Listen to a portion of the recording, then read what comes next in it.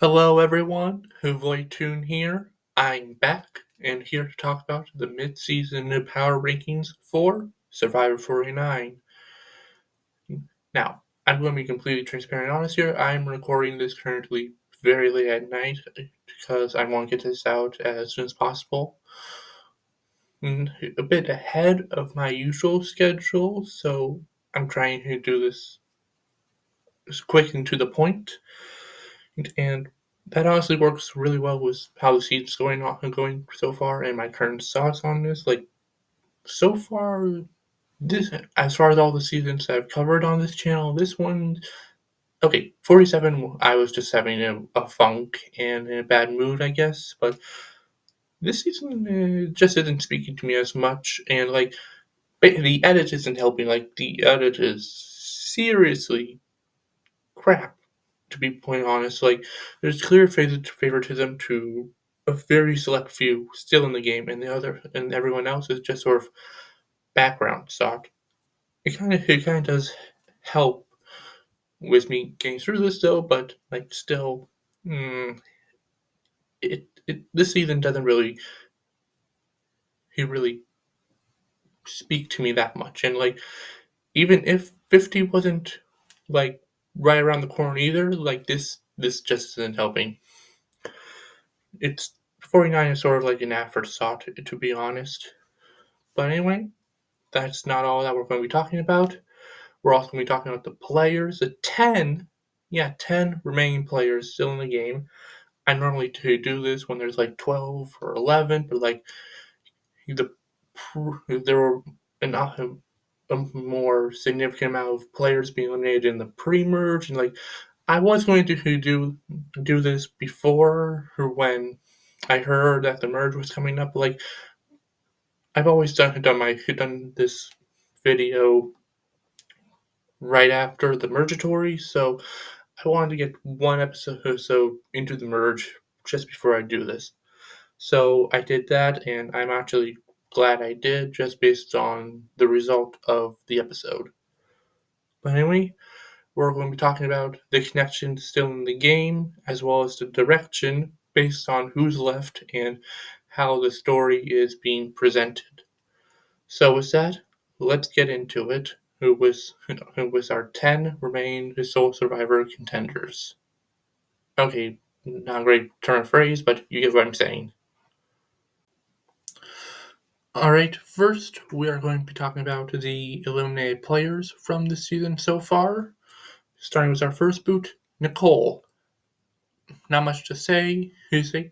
She was the first boot of the season. She didn't play optimally well. She didn't really manage to integrate herself into the big alliance, and she ended up being voted out before a rather probably even bigger target than herself. She had some good moments, but like other than that, not really much else to say really about Nicole. Next, we have Annie. She made herself a large target who she was very much unaware of how she was being perceived and how her position was in the game.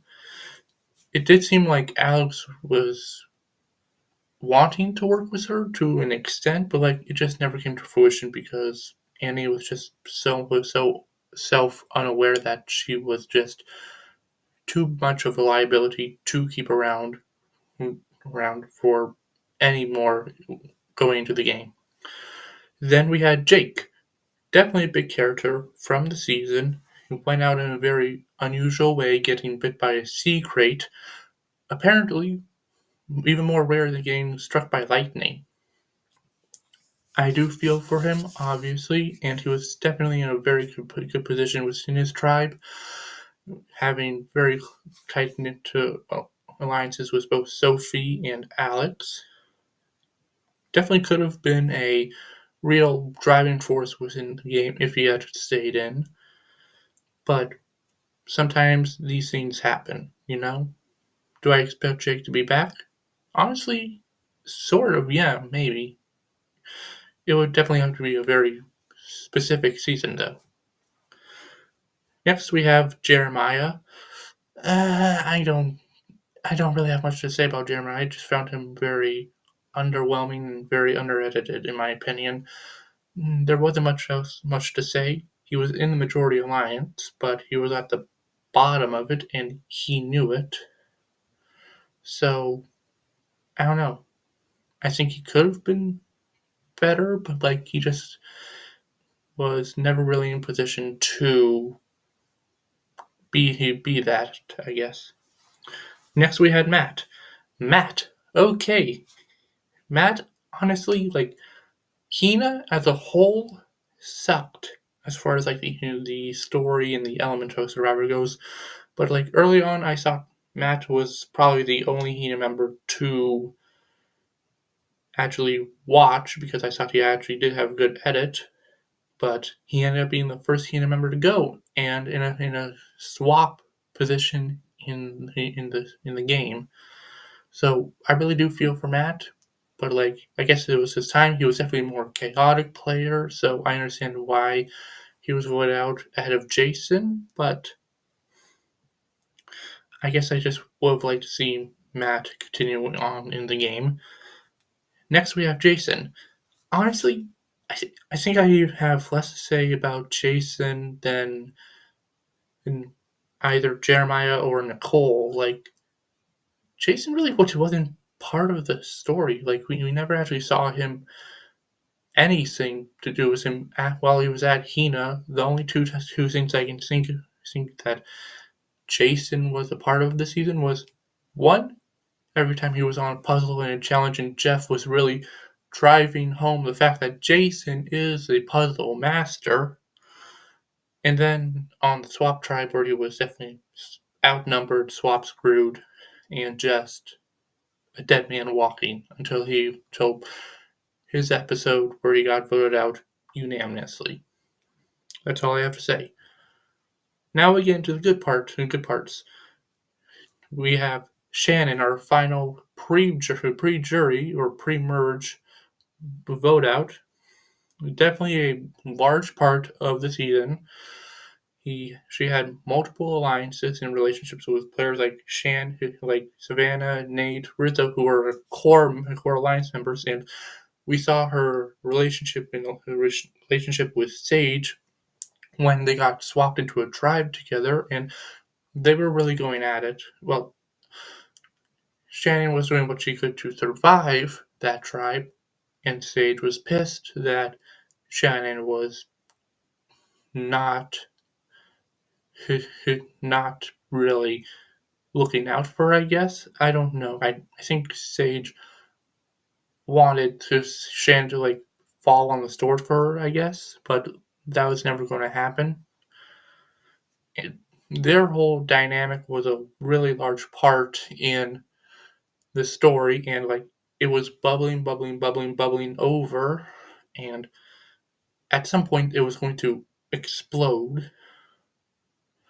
And I thought there was the chance that they were going to make into merge, and it would be settled there. But no, we got a second swap where they ended up on the same tribe again with smaller numbers, and Sage masterminded Shannon's blind side in a 3-1 vote. Shannon herself, I think, was definitely authentic and definitely did not try to play up anything. And most seasons, being authentically yourself will work, but some people just can't understand when someone is being real, and players like Sage will take advantage of that. And lastly, we have our first jury member, Nate. My heart goes out for Nate. And given his edit and story thus far, I'm surprised that Nate is the first jury member. He had a lot of things really going for him. We got to hear a lot from him strategically, and we got to hear a lot from his story about him being a dad, him being this big time producer, and we knew where he was positioned within his original starting tribe and the swap tribe too, where he's closely aligned with Savannah and Rizzo. and he's really decently strategically. So him being the first jury member is a lot to take in, but perhaps this is all going to be something to build on as we go forward into the game with the 10 main players left in it. All right, let's get this started. And I'm going to be completely 100% honest. I have all 4 Hina members as my bottom 4 for this ranking. However, the Hina member who I have at the very bottom, at number 10, is Christina. I just think Christina is unimportant to the story as a whole. She has the least amount of confessionals, as well as every time she's barely involved in strategic conversations, and also she's been undermined multiple times by several different players. So, for all those reasons, I have Christina at number 10. Now, at number 9, I have the player who, if you had asked me this ranking a couple episodes ago, I would have had as number 10. But this episode in particular shot themselves up really well to number 9. How long they'll last, that remains to be seen. I have Sophie S. Now, Sophie as a whole hasn't really been as important to the story of the season, like Christina. However, we have seen her in strategic conversations. We know that she, every time that she's been talked about as a threat, she's always gotten her word in, and we know that she has a alliance with Alex, which I think she'll have to really lean into in order to survive moving forward. She won the first immunity challenge, which was good, but her threat level is definitely rising up. There's definitely people that want her out. But it's been like that since the beginning of the game. So I think Sophie definitely has an avenue to make it farther into the game. Whether that happens or not, that remains to be seen. Now at number 8, I have MC. I think MC has definitely been overestimated in my opinion by the general fans. I guess like they think she's been given a really great edit. I don't really see that as much. I do think she's been given a lot of strategic content, but we've also seen her be like very dismissive to other players and what they have to say. She's very much in her own world, and in her own world, as far as the story goes, has a lot of it been about her Beware Advantage, her idol, which she finally got and used. So I'm not sure what else is left for her as a whole. And now that she doesn't have that protection, she could definitely be seen as a big threat moving forward, especially physically. So I do think she could potentially move forward with players like Steven in particular, but I'm struggling to see how she'll get to the very end, and if she might even have the respect to win the game. And lastly, as our final Hina member, I have Steven. Steven. I will say, out of the remaining Hina members, he definitely has the best edit, but it, so far that edit has been sort of a bunch of fluff.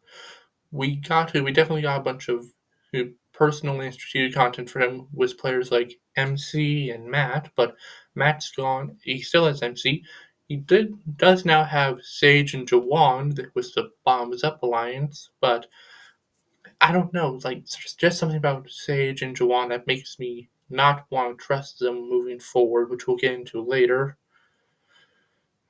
And I definitely think Steven is being looked at as a threat right now. So I think he'll have to get past a few votes in order to make it further into the game.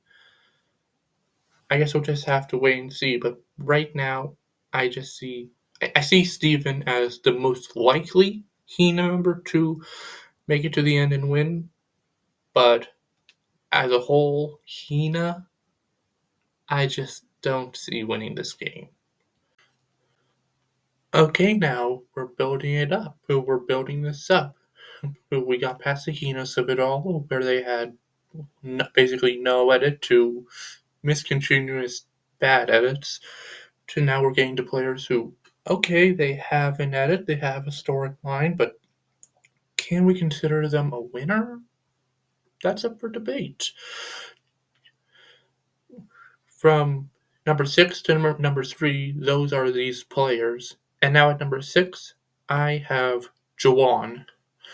Jawan has an edit, but it's been a very dodo edit. Like, we the show has gone out of their way to show that Jawan has been oblivious to his position from episode 1 to just now, where he somewhat took control of the game with Sage and Steven.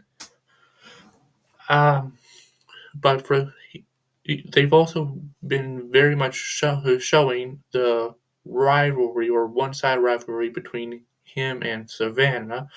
And I don't know about you, but I still think Savannah is going to be coming out on top on that one. So we've seen him on the bottom, and he might be in a power position now, but I'm not sure he's handling that correctly. I just think Jawan is in a good position right now. He's in the middle of it all, but can he keep this up to get to the end? I don't know. Next, at number 5, we have Sage. Ah, man. I'm gonna be honest. I liked Sage from episode 1 to the previous episode where she got her came out on top against Shannon, but this episode, she just gave off serious dickish energy, so high and mighty, so on top, so just berating and degrading other people like Nate, Rizzo, and Savannah for very small reasons. Like, bro, check yourself. Come on. But other than that, she is in a good position. She's in the middle now, sort of. She's really taking control of the game, and she has Jawan and Steven, and I think she can also gain other allies within the Hina group. So she's definitely in a good position now, but is she building such a large target on her that people will start to notice and be like, we need to get out Sage quick before she becomes too big of a threat? I can also see that, and plus, again, the edit just in the beginning, she had no edit, then the swap, she had an edit with Shannon, it was their rivalry, or one sided rivalry with Sage hating Shannon, and now she's just this. She's become a dick. I'm saying it right now. She's become a dick, and she thinks all she's untouchable. So I don't know about you, but I think she might be in for a rude awakening soon. Just like with the people she just blindsided for little to no reason. All right, now at number 4, I have Rizzo. Now, after the move against Nate, both Rizzo and Savannah are on the bottom, but just based on the edit wise, are are we really supposed to believe that Rizzo and Savannah are going to be the next couple out? And we're going to be left with a bunch of people that we literally know nothing about, basically. All the Hina members plus Jawan and Sage? No. No, come on. Come on. Survivor even wouldn't do that. They've had bad edited seasons before, but they know have more brain cells than that. No. Rizzo still has his idol. He still has a brain on him, unlike some other people here. So I'm sure he can get further into the game. He's definitely got good edits so far, where he's being shown a lot, which is more than I can say for some others. He's been involved strategically. He's been involved socially, and I can honestly see him gain farther into the game. He might get to the end, or he's being set up as this final boss to be taken out at the very end. I don't know yet. Although I actually am more confident in Rizzo than everyone else we talked about. So I have him at number 4. And lastly, for these people that I think, okay, they have good edits. Are they necessarily winner contenders? No. But this is the last person we'll be talking about in reference to that. I have Alex. Alex had a phenomenal edit when he was on the original Blue Tribe, where he was broing out with Jake and involved very much strategically with players like Annie, Jeremiah, Jake, Sophie, basically everyone. And we got to see from him on his personal side and strategic side. Then we swapped and we got to see less of Alex to an extent. We still got to see some Alex both strategically and personally. We saw him form a alliance with Sophie, yes. So now he has alliances with both Sophies. And we also got to see him talk about his experience with the chickens with Steven. So now it's really something. But overall, I do really like Alex, and I think he has a great story so far. I actually can't see him making it to Final Tribal or very deep into the game. I honestly don't see him going anywhere before Final 6, Final 5. I really do think he would make a good target for Final 5, to be honest. So I put my faith in Alex. I think he's in a really good position, especially being one of 2 blue members in this yellow versus red war in a sense, or something to that degree. Or maybe that war is basically everyone against Rizzo and Savannah. Who knows? But anyway, that's all I have to say about that. Let's move on. Okay, that all brings us to this, our final 2. And let's be real, these 2 have been leading the way since episode 1.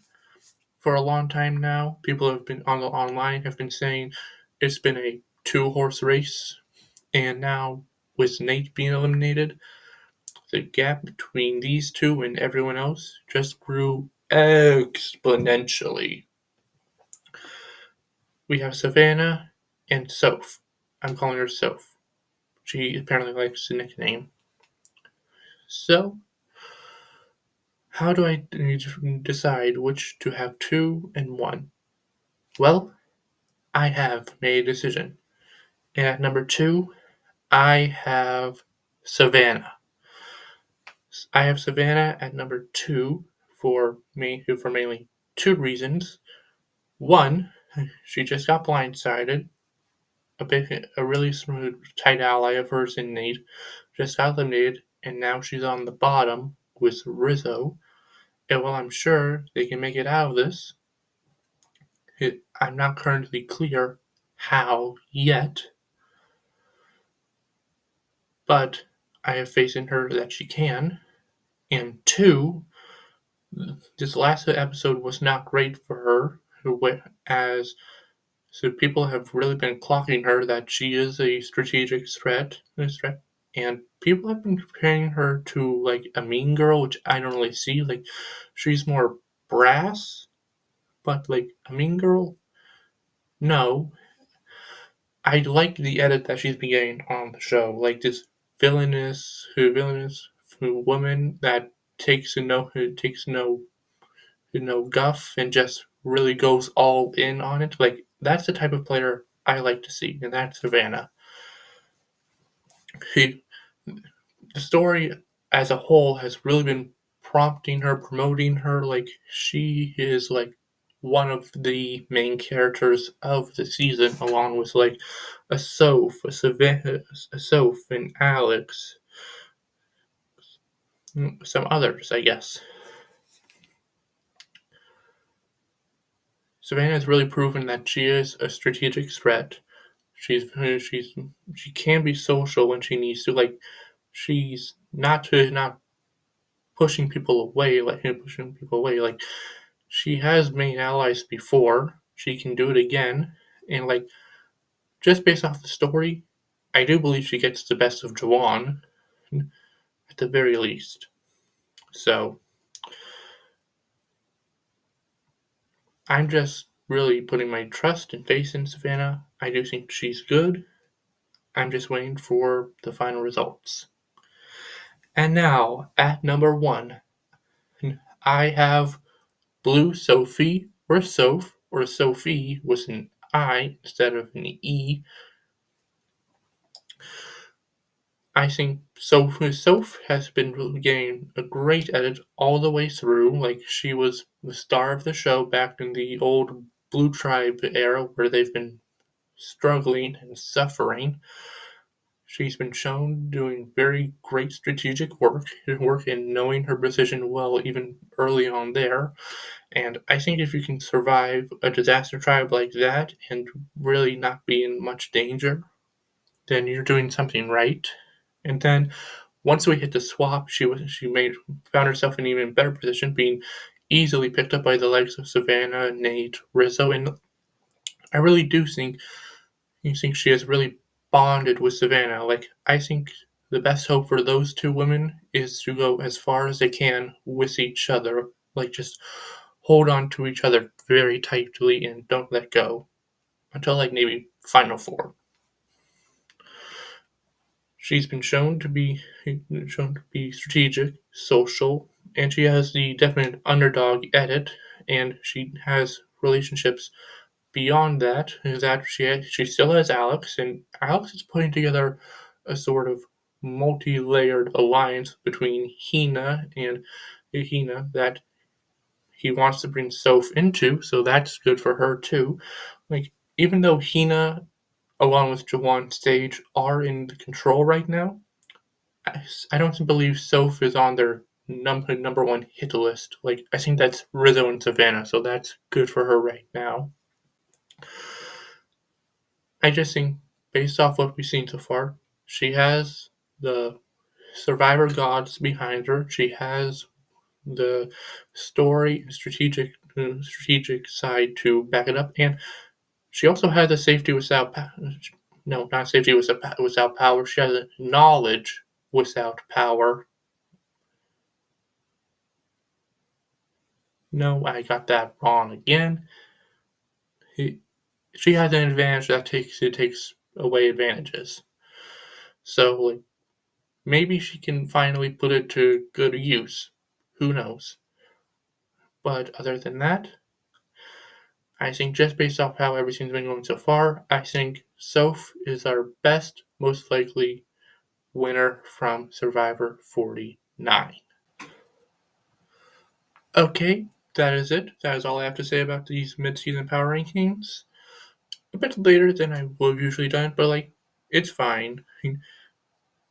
Overall, this season has been sort of like an afterthought on it all. Like I have also been watching other shows. Like I've been watching The Challenge, I've been watching The Amazing Race, I've been watching a lot of stuff, and like 49 sort of fell to the wayside. But like Jeff has been really promoting this season. Like once the merge hit, people have been going really hard and making real moves in the game, especially once he mentioned 50.